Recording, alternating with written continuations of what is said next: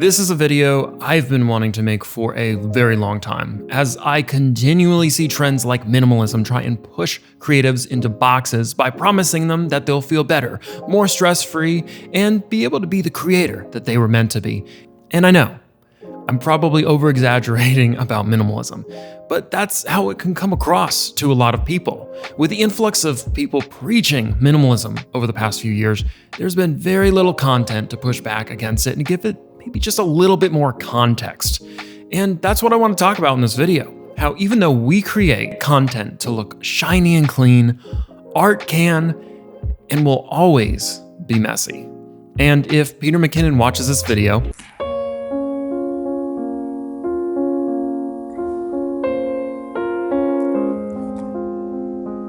but if he does, I just want to say that I really respect you, but I prefer Cafe Du Monde chicory coffee, so sponsor me. Wow, that was an awful intro. We're cutting that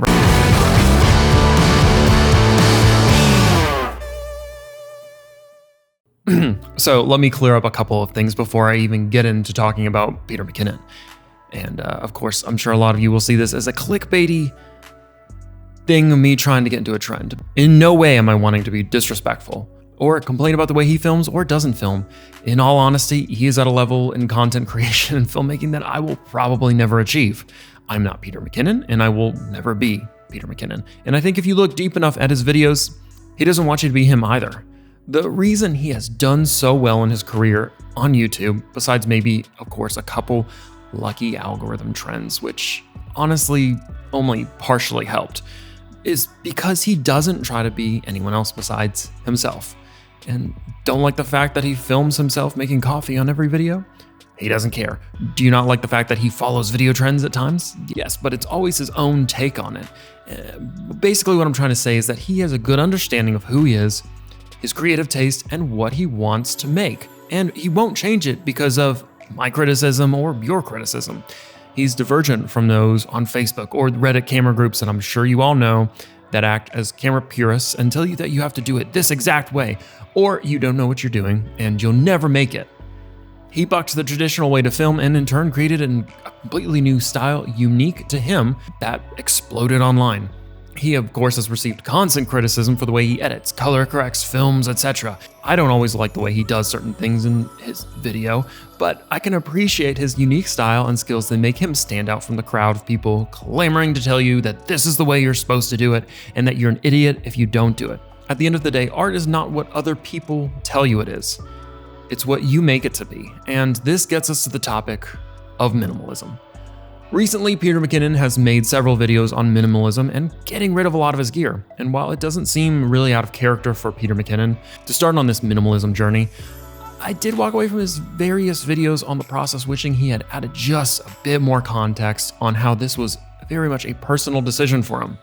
I will give him a ton of credit for saying this part in one of his videos. It stresses me out, man. It stresses me out, and I would rather work on story and directing and pay someone else to be stressed out hauling the gear. I've done this and I've had fun doing it, and I just think I now want to do the other part of the storytelling. I still want to shoot with smaller cameras and with more handheld stuff and BTS and vlogs, and I'm never gonna stop using a camera, but I think as far as like these types of things, like everything we're getting rid of, that's not really me as a filmmaker anymore. And I love what he said here. It's not who he is as a filmmaker anymore.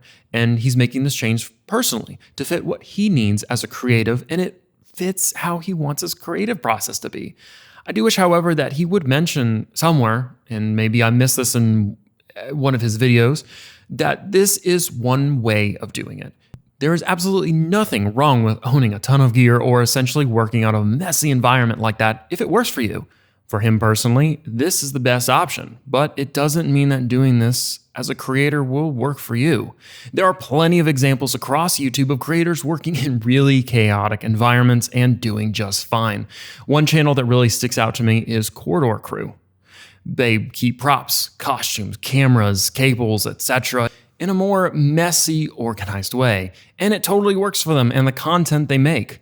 And this is where minimalism really just kind of annoys me. It has turned away from being a lifestyle to help people and more into another product people can buy and can in turn look down from ivory towers at the people who haven't bought into that lifestyle. It has turned into moral superiority, whether people wanted it to or not. And I'm sure there are minimalists who do not feel this way. But online, you are often mocked for having too much and told that if you did like they did, you'd be so much better off. And of course, I won't lie either. There are plenty of people who mock minimalists as well, and I think both sides are wrong for doing this.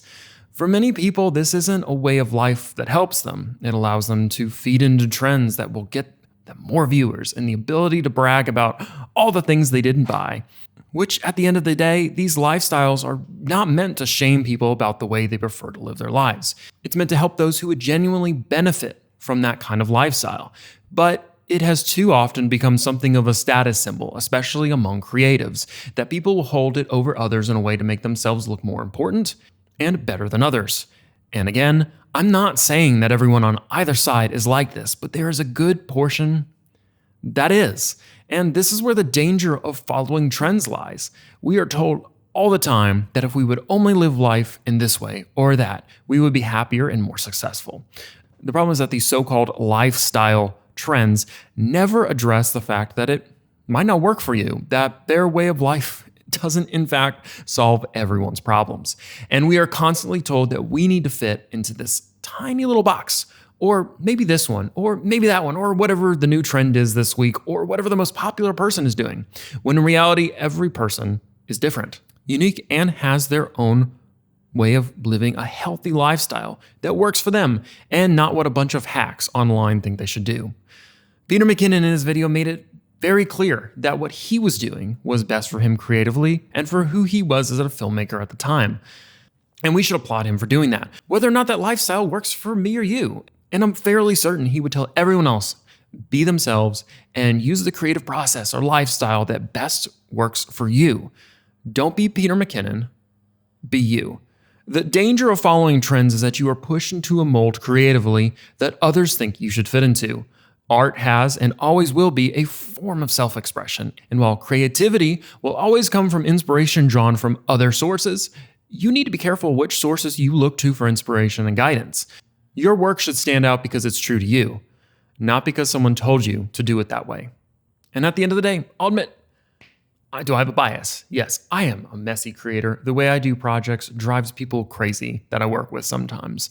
Going into projects without plans sometimes because that's the way I like to do it. Or the fact that I travel with so much gear, or the fact that I keep so much gear that maybe I only use once a year. But for me, for my creative process, when I need things, I have it there for me.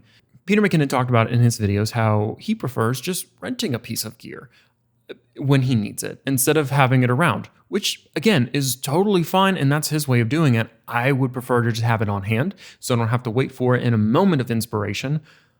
But we all work differently. I can work in a mess. I thrive in a mess. Peter McKinnon maybe doesn't and needs that time to kind of purge all of his gear. And I mean, honestly, we all do clean up at some point. Pretty much, if you can get anything from this video, be yourself. Don't try to be what someone else wants you to be. Don't try to be someone else that you think is the best person. They're good for a reason, and it's because they're being themselves. You could take elements from what they do, but at the end of the day, and I learned this early on with stuff, is don't try to be someone you're not. Try to be who you are, and I think your videos will turn out better for doing that. So if you think I'm crazy, and I'm sure I'm going to get lots of fun comments on this, so I'm really interested to see how this video turns out. If you think I'm wrong, let me know in the comments below, or if you agree with me. I'm interested to hear the discussion between this, but for everything, I would say support people in what they see as a healthy lifestyle when it comes, especially for creatives. If they like it messy, good for them. It works for them. If you like it clean and organized and aesthetically pleasing, good for you. But just because it works for you, don't try to push that onto someone else or act like it's the best way of doing it. But that's it for this video. Be sure to subscribe and hit the notification bell below to keep up to date with all of our content. Until next time, this is John Owens with Frame Voyager.